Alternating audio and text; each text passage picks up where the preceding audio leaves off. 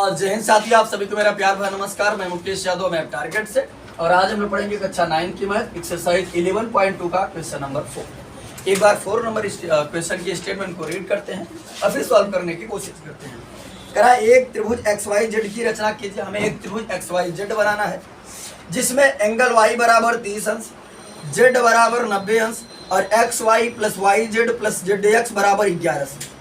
ये बच्चे यदि हम बात करें तो अभी तक हमने क्वेश्चन नंबर 3 तक जो किया था उसमें हमको एक भुजा दे देता था और किन्हीं दो भुजाओं का या तो अंतर या तो योग दिया करता था। लेकिन यदि हम इसमें बात करें तो इसमें हमको दो कोण दे दिया है। एक कोण Y दिया है, एंगल Y बराबर दे दिया हमको 30 अंश, और एक Z दिया है, Z बराबर 90 अंश दे दिया है।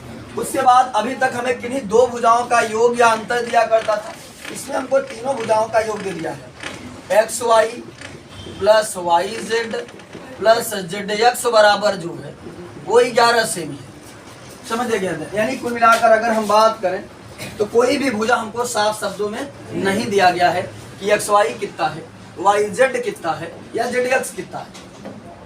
कोई भी हमको क्लियर तौर पर साफ तौर पर नहीं दिया गया है। Y दिया गया है एंगल 30 अंश है, Z दिया है एंगल 90। अगर हमें रेखा पता होती कि भैया चलिए YZ इतना है तो Y पे मैं बना देता, Z पर इतना है तो Z पर बना देता। लेकिन हमको ना तो XY का माप पता है, ना तो YZ का माप पता है, ना तो ZX का माप पता है। ठीक, तो समझिएगा बनाएंगे कैसे, हम त्रिभुज की रचना करेंगे कैसे, तो समझिएगा ध्यानपूर्वक। स्केल नहीं है क्या है? तो कुल मिलाकर बच्चे हम सबसे पहले क्या काम करते हैं, स्केल की सहायता से एक 11 सेमी की एक रेखा खींच लेंगे। कुछ इस प्रकार से हम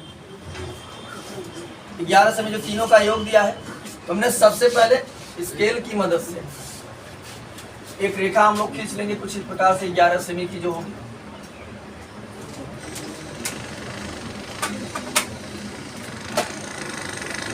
बड़ी सी रेखा यानी 11 सेमी का खींच लेंगे।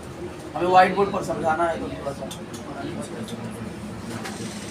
तो हमने क्या काम किया बच्चे, माप लिया। मान लिया हमने ये कि 11 सेमी माप की ये रेखा है और इसका नाम हमने दे दिया कुछ P और इसका नाम हमने दे दिया यहाँ पर कुछ Q। ठीक, हमको XY को पता नहीं कि वो कितना है कितना नहीं है, तो समझिएगा। इसका नाम हमने दिया P, इसका नाम दिया Q। सबसे पहले हमने ये 11 सेमी की रेखा खींची। अब हम क्या काम करते हैं बच्चे, इस P पर 30 अंश के कोण की रचना करते हैं और इस Q पर 90 अंश के कोण की रचना। तो कहा था ना एंगल Y बराबर कितना है 30 अंश और ये Z बराबर कितना है 90 डिग्री। हाँ, चांदा से बना दीजिए, कोई दिक्कत नहीं है। ये बच्चे समझिएगा, चांदा से बना दीजिए या गोला प्रकार से बना दीजिए, कोई दिक्कत नहीं, जैसे आपकी इच्छा हो उससे बना सकते हैं आप। तो हमने क्या काम किया, मान लिया कि हमने गोला प्रकार की सहायता से बना देते हैं। प्रकार से पहले कोई एक चाप खींचा, फिर उसी चाप से जब पहली बार काटते हैं तो कितने का कोण बनता है 60। एक बार गोला प्रकार की नोकी को यहाँ एक बार यहाँ रखेंगे, ऐसे कहीं काट देंगे तो कट जाएगा, जिसे हमें 30 अंश का कोण मिला।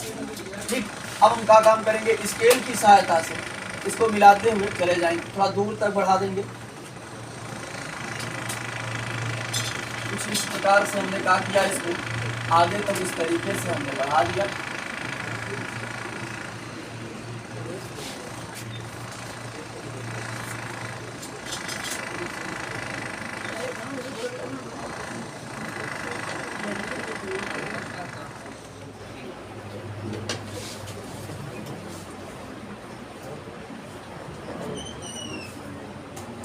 इसको मान लेते हैं P वगैरह, इधर मानते हैं। चलिए, तो हमने क्या काम किया बच्चे, सबसे पहले समझिएगा ध्यान से। सबसे पहले हमने क्या काम किया, ध्यान से समझिए बच्चे।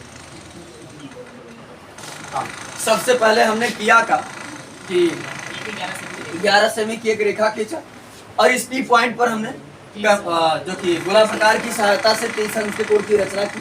आप गोला प्रकार की सहायता से बना सकते हैं और चांदा की सहायता से, जैसे भी आपकी इच्छा होगी बना सकते हैं। उसके बाद हमने क्या काम किया, इस Q पर हमने 90 अंश के कोण की रचना की। आप चाहें तो चांदा से बनाए या गोला प्रकार से, तो हमने क्या काम किया, गोला प्रकार से बना दिया। कोई एक चाप लिया, उसी से हमने पहली बार काटा तो 60, फिर दूसरी बार काटा तो 60 और एक बार यहाँ रखकर ऐसे काटा, आधे सदी त्रिज्या लेकर हमने काटा मान लेते हैं ये इधर कहीं से ऐसे जाता रहेगा। ठीक, हमने क्या काम किया, इसको भी स्केल की सहायता से कुछ इस प्रकार से हमने मैच कराया।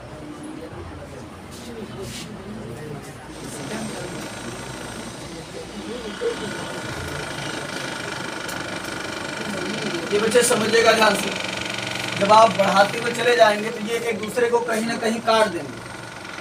ठीक, ये एक दूसरे को कहीं ना कहीं क्या करेंगे, इंटरसेक्ट कर देंगे, काट देंगे।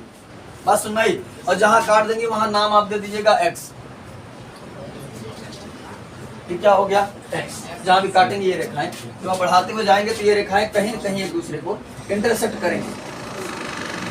ठीक, यहाँ फिर हम क्या काम करते हैं बच्चे, नहीं यहाँ पर नाम दे दीजिएगा r, यहाँ पर आप फिर हम क्या काम करेंगे बच्चे, समझिएगा ध्यान से। ये हमारा कोण जो है ये P वाला, और ये हमारा कोण जो Q है, इसका हम समद्विभाजक खींचेंगे। यानी एक बार गोला प्रकार की नोकी को यहाँ, एक बार यहाँ रखेंगे, एक बार यहाँ रखेंगे, आधे से अधिक त्रिज्या लेकर काटेंगे, ऐसे कहीं कटेगा। और फिर इसका भी समद्विभाजक हम खींचेंगे, एक बार गोला प्रकार की नोकी को यहाँ, एक बार गोला प्रकार की नोकी को यहाँ। जब ऐसे जो कि आधे से अधिक लेकर के जब काटेंगे ऐसे, ये एक दूसरे को कहीं कहीं ऐसे काट, मतलब कि ये एक दूसरे को कहीं कहीं ऐसे काटेगा। हम क्या काम करेंगे, हम क्या काम करेंगे बच्चे, इसको भी स्केल की सहायता से मैच कराएंगे। Dot dot match कराइएगा।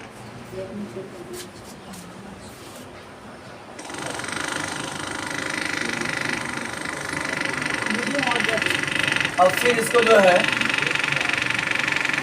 इसको भी जब आप ऐसे मैच कराएंगे, यहाँ समझिएगा ये रेखाएं जो हम समद्विभाजक खींच रहे हैं, ये समद्विभाजक जा करके कहीं ना कहीं एक दूसरे को काट देंगे, इंटरसेक्ट करेंगे, और यहाँ पॉइंट नाम दे दीजिएगा x। ठीक, ये जब आप समद्विभाजक खींचेंगे, ये समद्विभाजक एक दूसरे को कहीं ना कहीं काटेंगे, और जहाँ एक दूसरे को काटेंगे वही नाम दे दीजिएगा x।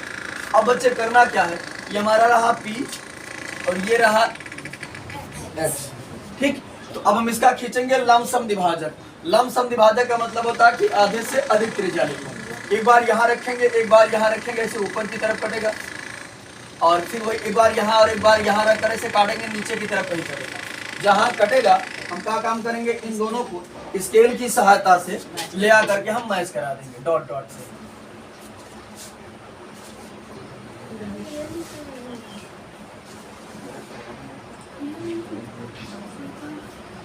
तो जब इसको बढ़ाते हुए बच्चे आप आएंगे तो ये हमारे इस PQ रेखा को कहीं ना कहीं इंटरसेक्ट करेगा, और जहां इंटरसेक्ट करेगा वही नाम दे दीजिएगा y।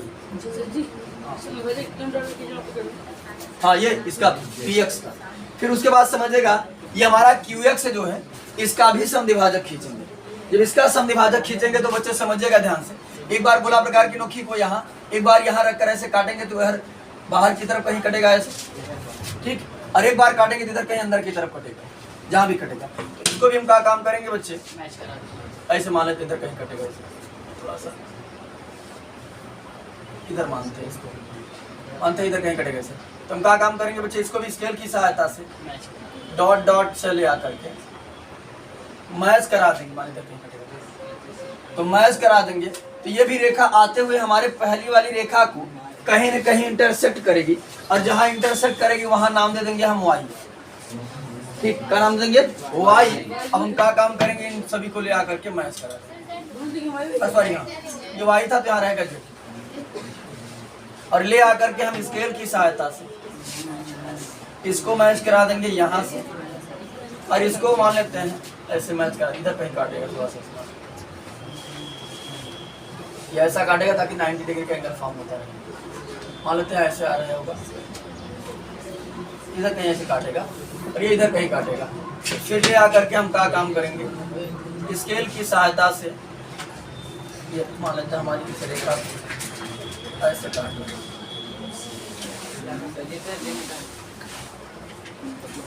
फिर इसको ले आकर के यहीं काटेगा, जहां जहां काटेगा वहां नाम दे देंगे z, और इस z को ले आकर के हम z को यहाँ से ऐसे मैच करें, और ये हमारा त्रिभुज जो है बन करके तैयार हो गया। यह त्रिभुज हमारा है एक्स वाई जेड, ठीक, जिसके तीनों भुजाओं का योग जो है वो 11 सेमी है।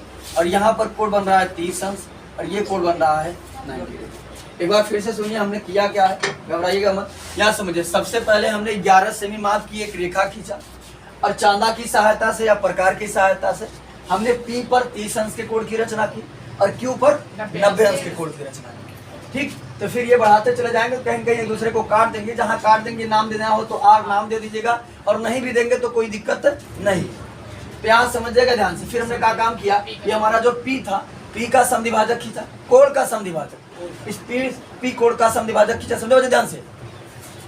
इस P का कोण समद्विभाजक खींचा तो P का ये जो कोण P है इसका समद्विभाजक कैसे खींचेंगे, देखो एक बार गोला प्रकार की नोखी यहाँ एक बार यहाँ रखेंगे, ऐसे काटेंगे आधे से अधिक त्रिज्या लेकर तो कहीं एक दूसरे को काट देंगे। इसी प्रकार से हमने ये जो 90 अंश का कोण हमारा बना था इसका भी समद्विभाजक हमने खींचा, एक बार गोला प्रकार की नोखी को यहाँ एक बार यहाँ रखकर काटा तो ये कहीं एक दूसरे को काट देंगे। फिर इन दोनों को मैं लगातार बढ़ाता चला गया तो ये रेखाएं एक दूसरे को कहीं न कहीं इंटरसेक्ट कर जाएंगे, कहीं न कहीं काट देंगी। तो जहाँ काट देंगी वहां पर हमने नाम दे दिया x। अब हमारे पास हो गया px और qx। फिर हमने कहा किया px और qx का लंब समद्विभाजक खींचा, एक बार गोला प्रकार की नोखी को P पर, एक बार गोला प्रकार की नोखी को x पर रख करके आधे से अधिक त्रिज्या लेकर ऊपर की तरफ काटा तो कटा, एक बार नीचे की तरफ काटा तो कटा। तो जहां कटा इन दोनों को हमने ले आकर के जब मैच कराया तो ये जाते जाते हमारी पहली वाली रेखा को कहीं ना कहीं काट रहा है, जहां काट रहा है उसको क्या नाम दिया हमने, y नाम दिया। उसके बाद समझिएगा ध्यान से, अगर इसकी हम बात करें तो फिर हमने कहा किया इसका भी जब समद्विभाजक खींचा, इसका समद्विभाजक जब बढ़ाते हुए आएंगे तो हमारे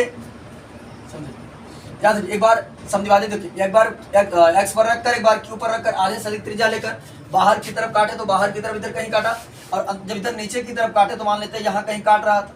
फिर हमने कहा किया इन दोनों को स्केल की सहायता से जब मैच करा तो ये हमारी रेखा को कहीं ना कहीं इंटरसेक्ट कर रहा है और जहां हमारी रेखा को काट रहा है उस पॉइंट को हमने दे दिया z और z को फिर हमने कहा किया x को z से मिला दिया, x को y से मिला दिया और हमारी आकृति जो है वो बन करके तैयार, ठीक। ये बच्चे यदि कॉपी में आपको देखना हो तो देखिएगा आकृति आपको एकदम सेम टू सेम ऐसे बनेगी, देख लीजिएगा। और ये जो मेरी मेन आकृति है उन्हें इसको पेन से बना दिया है ताकि आपको पता चलता रहे, ऐसे एकदम सेम टू सेम आकृति बनेगी। और कैसे बनाना मैंने आपको एक्सप्लेन किया है, ठीक।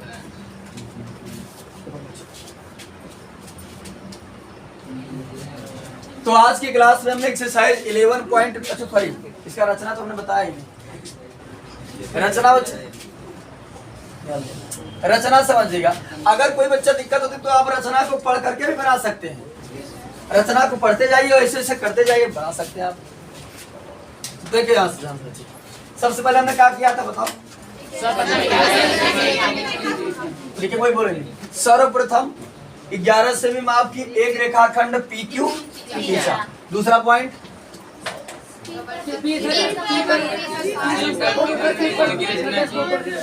हाँ लिखेंगे P पर 30 अंश तथा Q पर 90 अंश के कोण की रचना की। अगला पॉइंट बोलो, P को R तक बढ़ाया और Q को कोई रचना कही दे तो वहां तक जाबे के कोई दिक्कत नहीं। यहाँ लिखेंगे P तथा कोण P तथा Q का समद्विभाजक खींचा जो एक दूसरे को x बिंदु पर प्रतिच्छेद करते हैं यानी इंटरसेक्ट करते हैं।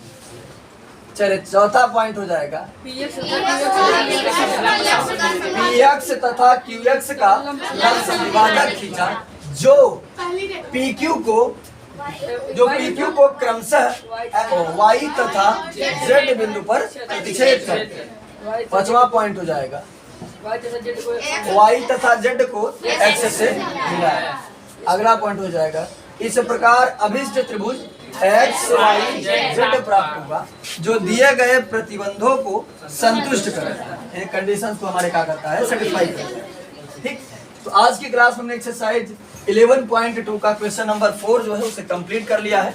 इस एक्सरसाइज का एक क्वेश्चन और रह जाता है, उसके बाद ये चैप्टर भी समाप्त हो जाएगा और ये एक्सरसाइज भी समाप्त हो जाएगी। तो इस वीडियो में इतना ही, बाकी मिलते हैं नेक्स्ट वीडियो में, तब तक के लिए।